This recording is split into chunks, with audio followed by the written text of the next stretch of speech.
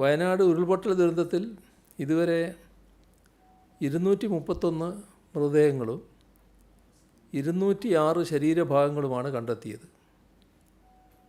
മേപ്പാടിയിൽ നിന്ന് 151 മൃതദേഹങ്ങൾ, നിലമ്പൂരിൽ നിന്ന് 80 മൃതദേഹങ്ങളാണ് കണ്ടെത്തിയത്. 39 ശരീരഭാഗങ്ങളാണ് മേപ്പാടിയിൽ നിന്ന്, നിലമ്പൂരിൽ നിന്ന് 172 ശരീരഭാഗങ്ങളാണ് കണ്ടെത്തിയത്.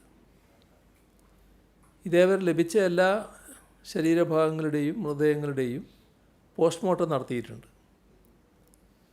തിരിച്ചറിഞ്ഞ 178 മൃതദേഹങ്ങളും 2 ശരീരഭാഗങ്ങളും ബന്ധുക്കൾക്ക് കൈമാറിയിട്ടുമുണ്ട്.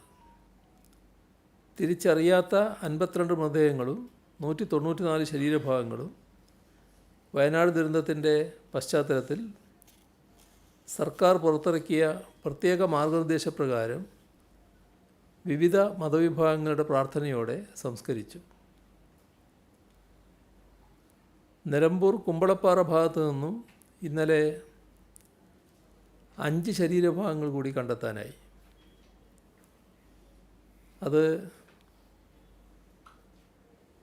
പൂർണ്ണമായും മനുഷ്യരുടേതാണോ എന്ന് സ്ഥിരീകരിച്ചിട്ടില്ല. ആ തരത്തിലുള്ള ഭാഗങ്ങളാണ് കിട്ടിയിട്ടുള്ളത്. ഇത് ഫോറൻസിക് പരിശോധനയ്ക്ക് വിധേയമാക്കും. മൃതദേഹങ്ങളും ശരീരഭാഗങ്ങളും ഉൾപ്പെടെ 415 സാമ്പിളുകളാണ് ശേഖരിച്ചത്.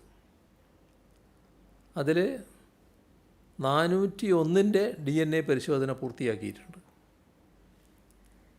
ഇതിൽ 349 ശരീരഭാഗങ്ങൾ 248 ആളുകളുടേതാണ്.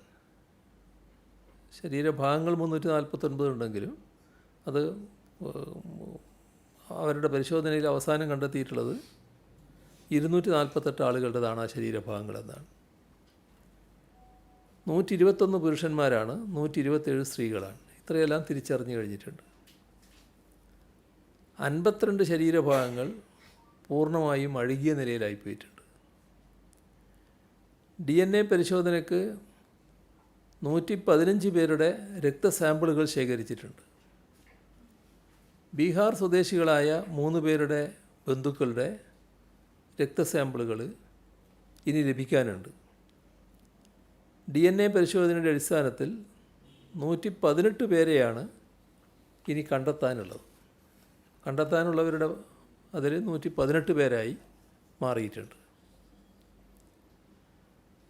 ചൂരൽമല പാലത്തിന് താഴ്ഭാഗത്തായി വനത്തിലൂടെ ഒഴുകുന്ന പുഴയുടെ തീരങ്ങൾ കേന്ദ്രീകരിച്ചും നിലമ്പൂർ, വയനാട് മേഖലകളിലും തെരച്ചിൽ ഊർജിതമാണ്.